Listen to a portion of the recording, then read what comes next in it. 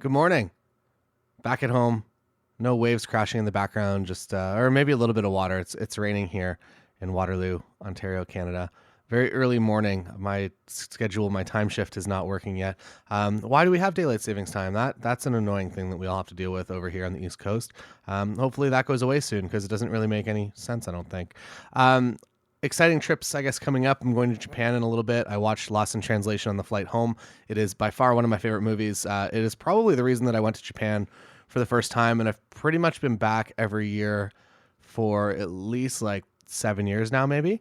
Japan is one of my favorite places to go because I can just kind of turn off my brain, I guess, and I don't have to communicate. I'm not constantly like meeting people that I am on the complete opposite time of North America. So the emails that come in through the day are very, very minimal, and just communication is just at a low. So if I have a busy year and I'm doing a lot of things, I go to Japan to decompress. Also, the fact that you can't really read the language, a lot of things kind of go into making it like the optimal spot for an introverted person to recharge.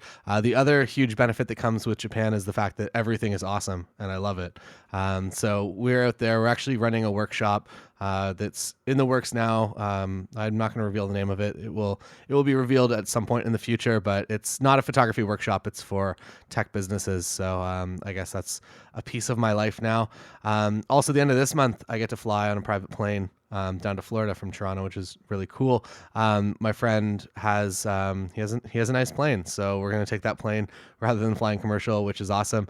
And that kind of got me thinking about what I want to talk about today, and what I want to talk about today is specifically kind of mental issues and internal struggles that a lot of us have as a photographer, and a lot of the things that maybe aren't really talked about a whole lot. That there's lots of information about gear and lenses and business advice out there on the internet, but there's not a whole lot about the mental internal side of being a professional photographer.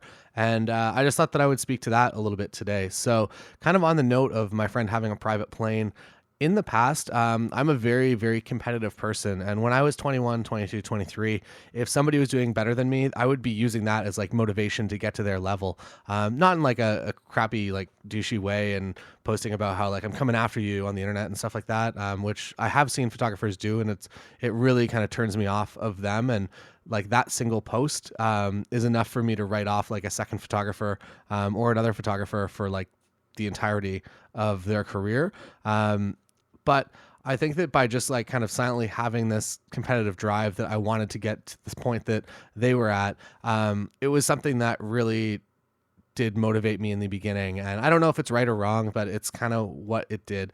And I guess the problem with going down that pathway is that you're always going to be comparing yourself, and there's always going to be somebody that has more stuff than you or is a better photographer than you, and there's no way you're ever going to get to the level of aspiration that you have. So when my friend gets a private plane, I'd be happy for him, which is like in the past I'd be like, oh, I have to get to that level now too, and then that would become like that would consume my next 2 years of business to get to that level. Now I don't know if I'm just like a little bit more comfortable in in my old age. Not really that old yet, but I have really kind of cooled down, and I'm much happier to celebrate the successes of my friends, which is something that was very, very hard for me to overcome, which is definitely something that I don't think many people ever talk about, that side of things.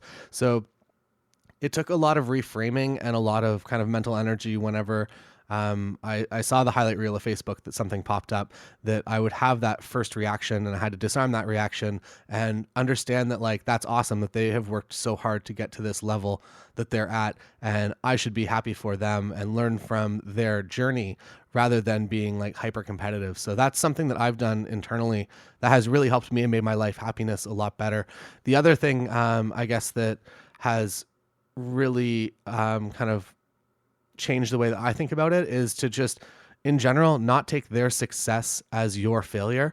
So if somebody else is successful, that does not mean that you have failed. That even if like you lose a wedding booking to somebody else or you lose that commercial bid to somebody else, that is not a failure. That is an opportunity to learn from and to know how to do things differently. In commercial jobs, like honestly, as like a one person studio, that if I'm losing a job in a bid, I am rarely ever upset. I am just happy to kind of even be in the bidding because I'm just a one human studio, whereas a lot of them are big corporations with like a ton of like an infinite amount of commercial work behind their belt that they have like 4 studios operating all the time. And the fact that they contacted me and I got to the final round, I take that as a success, because a lot of the time I don't actually want to do the jobs. Once it kind of comes down to that and there's like 15 people in the room and there's an art director, it becomes a little bit stressful. I like to just kind of do my own thing. That's why I like weddings. That's why I like travel, that I'm in kind of full control of over that. The other, I guess, like massive struggle for photographers is just the huge amount of work that is constantly being made by other photographers around the world in every single location you can ever imagine. And it is just very important for you to step back and understand that like you don't have to create 15 like of the greatest photos you've ever taken every time you go out and you take pictures. That sometimes maybe go out and just go out with the idea to not even post any photos. That if you get one good photo, great. If not, just enjoy the process of photography, enjoy being a photographer, enjoy like working with a new camera, or loading in some film for the first time in a long time, or getting addicted to like large format backs or medium format film, or whatever you want to do. I think that it's important that if you're constantly like being barraged by all this information, to not try to compete with that amount of like everyone on the internet. That you don't have to be that good, that you can be niche good at what you do in your local area and not struggle to survive. Like at the end of the day, we're not really doing anything. There's actually a great film. It's by Zach Arias. It's called Transform. It's pretty old now, but it's still really, really relevant. And one of the lines in it is that we're not curing cancer with a camera, we're just paying rent.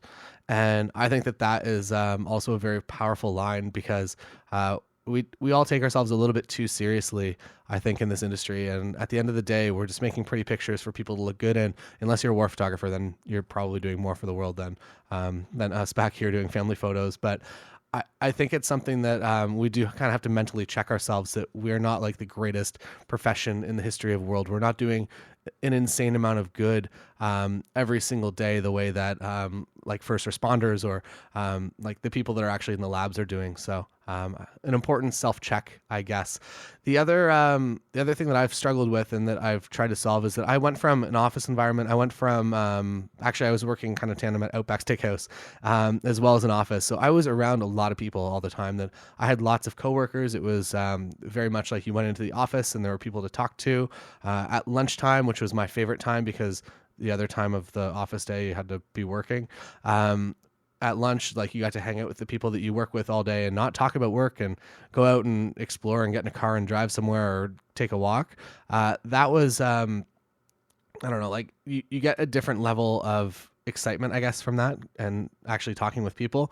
When you actually do make it as a full-time photographer, you are alone most of the time. You are in your office either working on email, or you are corresponding with clients in different ways, or just like editing. You're just alone a lot, and it really is challenging. So the way that I've kind of overcome that challenge a little bit is by just being pretty active in a couple Facebook groups. That was kind of what was getting me, at least like a couple years ago, to feel like I had coworkers, that I had somebody to talk to if I needed to. And the other bonus for an introverted person like myself is that that's kind of all on your own terms. That if you have a day that you are feeling a little bit lonely, and maybe like your spouse isn't around, or you've just been like, you have just like 4 days of hard editing to do, is just find a Facebook group or start doing like videos. I find that from uploading videos and doing social content, that I can generate some comments and some feedback. And if I have any questions, or if I'm ever kind of attempting to create something and I just find myself unable to create it, there are people that will kind of chime in, that if you ask a question on Insta stories, that you will get some feedback. It will give you a little bit more connection. And maybe that's not like something that's sustainable forever, but it is something that can kind of temporarily bridge an afternoon to just like be like, okay, like that's enough, enough connections, enough feedback. I'm going to answer some questions that people have to ask me, and then kind of move on from that. The other thing that I'm looking and doing, and hopefully it's actually going to happen, we're going to see this office in a couple hours now, is that I'm actually going to be getting an office, like, and so far it's with one other person, and we're going to look at the space today and see what makes sense to split it out, as far as if we invite somebody else in. But it will be at least to have some sort of structure of actually going into an office again and having work in one specific spot and having home separate. I think that that will do a lot of good for my headspace at least. I kind of always shied away from it because it seems like an unnecessary expense, but at this point in my career, I understand that that is a necessary expense to make my life at home happier, which is, I guess there's like the reason that you're making money is hopefully to make yourself happy. And if you are just working all the time and there's no divide between your home life and your work life, it becomes very, very challenging. For instance, I'm recording this at like 6:45 a.m. today, up in the office. So, and once I begin today, like I have so many things to do that I won't even really think about anything until like 9 p.m. tonight, when I'm done my entire task list for today.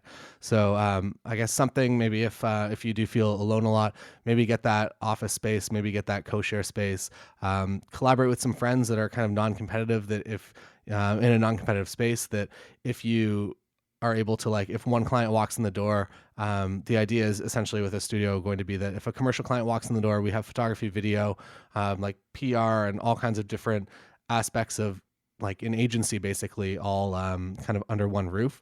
So I think it'll be a very powerful thing, and it's cool that I'll get to actually work alongside with people again, rather than just being either the person filming or being filmed. It'll actually be kind of a small business, I guess. So it's cool to I guess begin that journey as well.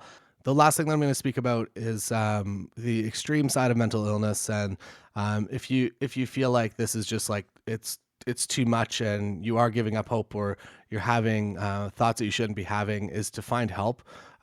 If you live anywhere in the world, you are able to connect with somebody that is able to help you, whether that's online, or if you're fortunate enough to live in a country like Canada or anywhere else, it will actually cover a lot of like treatment, that if you want to go and meet with somebody and just talk, that hopefully that's covered where you live, or hopefully it's covered under your medical plan. If not, it is an expense worth occurring. It's also technically a write-off in your business as well. So I guess if you're worried about the money, that will eventually come back to you. And I think the stigma around seeing a counselor is slowly lifting. So if you're kind of embarrassed to go down that path, don't be embarrassed. Pretty much every tech professional that is successful, I think, at least that I'm aware of, I guess I'm a little bit more, my friends are a little bit more in the tech space, but I would say that all of them see someone from time to time. It's not like a daily occurrence. Maybe it's not weekly, every week, but they do have somebody to rely on and to ask those questions to, that can reframe them in a way that you can actually understand, which is, I think, a problem with us, that you're just kind of on your track, and you really, if you don't seek outside attention, you're just going to continue down that track. So if you are in a place that you would like to pivot your mental space, maybe find somebody to talk to about that, and just go out there. The easiest place to find them is probably on the internet, and then it's probably not going to be the first person you talk to. It'll probably be the second or third or fourth. But make the effort today to begin that process if it's something that's that you're struggling with. So that's all for today. I'm gonna go see a space. It already has a draft beer system inserted into the space, so an X tech space whenever that's the case. All right, see you tomorrow.